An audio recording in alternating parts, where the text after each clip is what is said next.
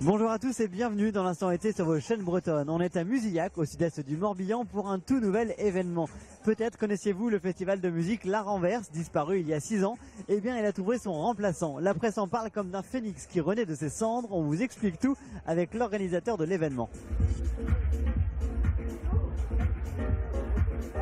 Le président de l'association Les Nuits Vilaines, c'est lui, Édouard Daniel. Bonjour. Bonjour. Il y a moins d'un an, on vous recevait à TV Sud pour nous présenter votre projet fou de relancer un festival de musique à Musillac. Ce 27 août, on y est du coup, sur la scène du Vieux Couvent pour cette première édition du festival Submersion organisé par votre association. Cette journée, elle représente quoi pour vous?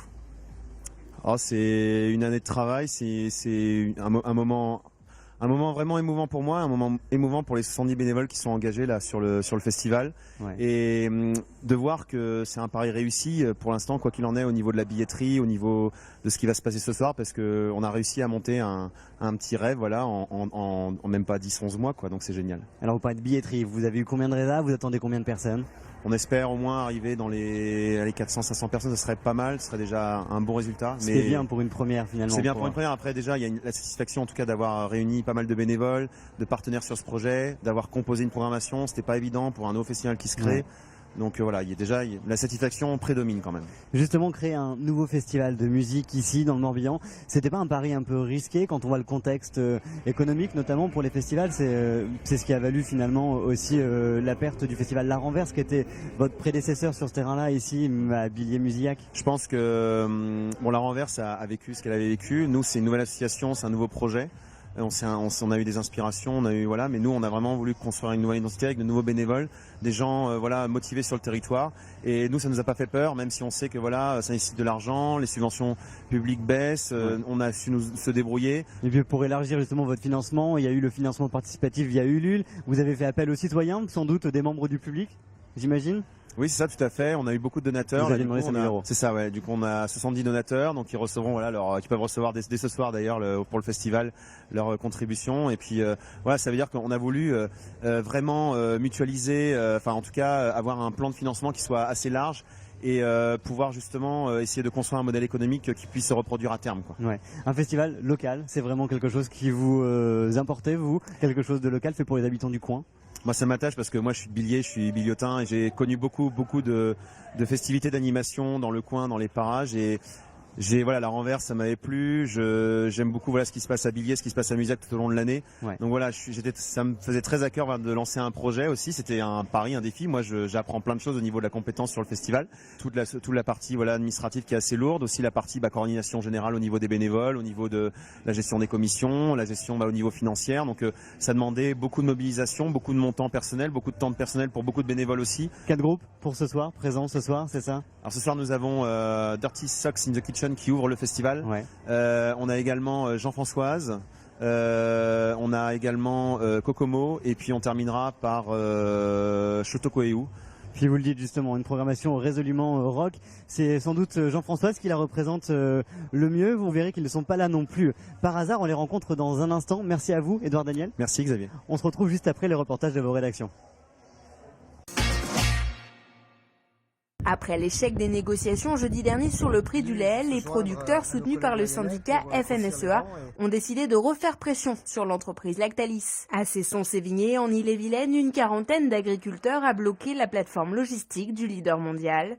Les camions n'ont pu ni entrer ni sortir, un blocage prévu pour durer toute la nuit. Une quinzaine d'autres sites de l'Ouest pourraient également être bloqués. À Guingamp, dans les Côtes-d'Armor, les agriculteurs ont retiré les produits Lactalis des rayons. Des actions de ce type ont aussi eu lieu dans le Morbihan. Face à cette salve de revendications, Lactalis a proposé une nouvelle journée de négociation ce mardi. Les agriculteurs estiment que l'industriel achète leur lait à des prix inférieurs au coût de production. Le RCV espérait avoir tout prévu pour son premier match historique en Pro D2 vendredi soir. Soleil, chaleur, galettes saucisses, bagades et même un haka par ces jeunes pousses ici en répétition. Entre les joueurs non retenus, envoyés en mission VRP et le groupe de 23 alignés, il restait à voir comment cette entrée en matière allait se passer.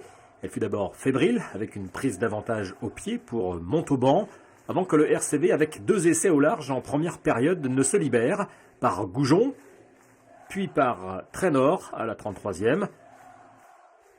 Malmené, Montauban réagit avec cet essai de Vaotoa avant la pause. 17-13 à la mi-temps pour Vannes. Ça a été très difficile, on a eu pas mal de temps faible, on a su gérer plus ou moins et donc on prend un essai casquette qui les remet dans le match. Si on le prend pas, je pense qu'on a un peu creusé. Après voilà, on n'a rien lâché, on a su faire le match et gagner sur la fin. Cet essai casquette arrive dès le retour des vestiaires avec ce ballon perdu. Montauban repasse devant au tableau d'affichage. Les esprits s'échauffent et les deux équipes finissent à 14 après ces 2 cartons jaunes. Mais c'est Vannes qui finit fort avec cette ultime pénalité de son ouvreur néo-zélandais Mweke. 23-20, score final.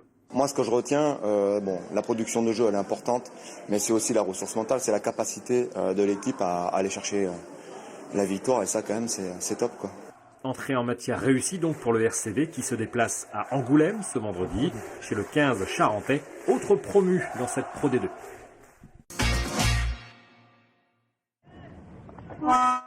« 17 au départ, ils ne sont déjà plus que 14 à participer à la Douarnenez-Horta. La dernière manche du championnat de France de course au large en solitaire sur Figaro mène les skippers vers les Açores et désignera le vainqueur 2016. Parmi les 3 prétendants, Charlie Dalin, le skipper, rêve d'un doublé. J'étais déjà champion de France en 2014. Là, je pars en tête sur cette course. C'est sûr qu'on est très très serré avec Johan et Nico. Je vais bien sûr surveiller ce qu'ils font. Après, la course est longue, parce que presque 5000 milles à parcourir, 2 étapes. Donc il va se passer énormément de choses, mais c'est sûr que je vais faire attention à eux. Derrière, l'autre skipper massif, Johan Richomme et Nicolas Lunven complètent le trio de tête provisoire du championnat de France. Pour le skipper de Generali, l'objectif est bien d'attaquer dès le début de l'étape. Qui dit bateau identique dit vitesse très proche, et que si on prend un petit peu de retard dès le départ, parce qu'on n'a pas été vigilant sur le vent dans la baie de Douarnenez et qu'on n'a pas bien tricoté tactiquement dans la baie, c'est du retard qui est très compliqué à rattraper après. Si les conditions sont clémentes en ce début de course, les 14 skippers vont rencontrer 40 nœuds de vent dans les prochaines heures. Le gros temps, c'est ce qu'appréhende l'un des nouveaux figaristes, Théo Moussion, qui effectue sur ses fonds propres sa première saison sur le monotype de 10 mètres. Autant la vie à bord, je l'appréhende pas du tout, je me dis que ça va le faire. C'est surtout le côté venteux, c'est-à-dire me retrouver dans plus de 40 nœuds, j'ai jamais fait. C'est un peu des conditions en mode survie, dans tous les cas, on ne sera jamais très compétitif là-dedans. Donc c'est plus ça qui me fait peur, que j'appréhende le plus. La course est encore longue pour les figaristes. Nicolas Richomme, Charlie Dalin et Nicolas Lunven sont en tête, arrivés de la première étape prévue à Horta, dans les Açores, vers le 6 septembre. De la pluie et du vent, les organisateurs du Finistère Show de Briec ne pouvaient imaginer pire scénario. Les conditions météo ont freiné la fréquentation de l'événement, mais n'a en rien entamé le moral des 4500 spectateurs venus admirer les acrobaties des meilleurs pilotes mondiaux de freestyle et trial sur 2 roues.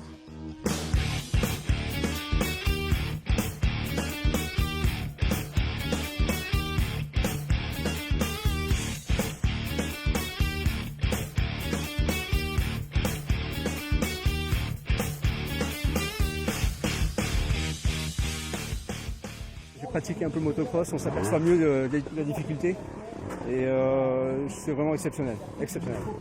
C'était spectaculaire autant pour les adultes que pour les enfants. Il y a des figures à voir, que ce soit en BMX ou bien en moto, donc c'est vrai que c'est impressionnant.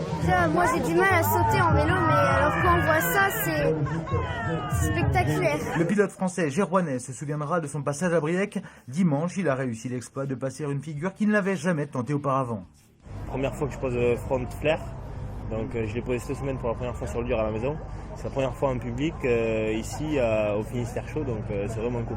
Ici, le terrain est propice, les organisateurs s'adaptent aux exigences des pilotes pour leur offrir les meilleures conditions de saut. On a des super rampes, on peut voir des planches devant les rampes, des prises d'élan pour avoir un grip maximal, optimal sur ces sauts. C'est le seul événement en Europe où vraiment toutes les conditions sont réunies pour pouvoir faire tous les tricks que l'on a prévu de faire.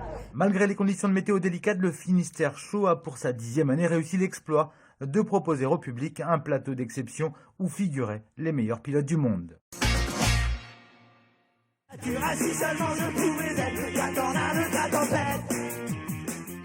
On est avec Brice Ormain du groupe Jean-Françoise, bonjour à vous. Bonjour. Alors chanson française rock avec des sons un peu électro kitsch, décalés, ça colle bien à l'esprit du festival, à son prédécesseur aussi, le festival La Renverse.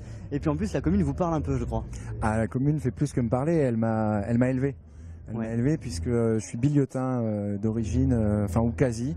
J'ai vécu à Billiers et donc aussi à Musillac. Et voilà, je prenais le car tous les matins à Billiers pour aller au lycée à Questembert. Vous jouez presque à domicile finalement. C'est un peu à domicile maintenant. Je vis à Paris. Ouais. Du coup, voilà, où j'ai entre autres ce groupe Jean-Françoise. Et ouais, ça fait plaisir de revenir pour cette première édition de Submerson. Et quand les organisateurs vous ont invité justement sur ce projet-là, vous ont présenté le premier festival, vous avez réagi comment? J'étais super content, j'étais super touché. Et j'étais touché de me dire que j'avais été festivalier et bénévole aux Nuits Celtes, je veux dire juste là dans la cour. J'étais bénévole, j'ai fait backline et je portais les amplis pour je sais plus qui, les Washington Dead Cats et les Silmaris et autres ou je sais plus qui. Et du coup c'est assez marrant de revenir et d'être invité avec son projet et de revenir en disant bon voilà, moi je peux vous proposer ça. Pour dérailler au premier pépin, oh rien à faire de la guerre en Syrie. Ni des clochards qui crèvent la nuit. Vos morceaux mettent plutôt de la bonne humeur malgré des sujets abordés plutôt provoques, ce qui colle aussi bien finalement au style des festivals, à l'ambiance des festivals en tout cas. Ouais, on parle un peu de tout, d'un peu de rien finalement, mais le tout en se marrant, ça reste la constante. Ça se voit d'ailleurs sur scène, sur vos prestations scéniques, vous êtes 5 et c'est le bazar en fait. C'est un peu le bazar. Organisé. C'est un bazar organisé, et quelquefois pas toujours, c'est important qu'il puisse se passer des choses, c'est important qu'il y ait des accidents, c'est important qu'il y ait de l'impro. C'est aussi la dernière date de tournée pour vous, ça va être la plus forte, en plus elle est symbolique, ça va être sympa, ça va se passer comment? C'est la dernière date de tournée estivale, voilà, après on attaque la rentrée avec chacun de nos métiers respectifs et du Jean-Françoise avec des clips à faire, des enregistrements et des dates à Paris qui se mettent en place pour la rentrée. Puis en Bretagne, vous allez revenir nous voir un peu? Et en Bretagne on va revenir, ça c'est certain. Il y a intérêt. Ça c'est certain. Merci à vous Brice. De rien, merci Xavier. Et puis, bon concert et puis bon été, bonne fin de vacances. Bonne fin de vacances et bonne rentrée. Merci, c'est la fin de cet instant été. Merci à vous de nous avoir suivis, on se retrouve demain, même heure, alors très bonne soirée, ciao.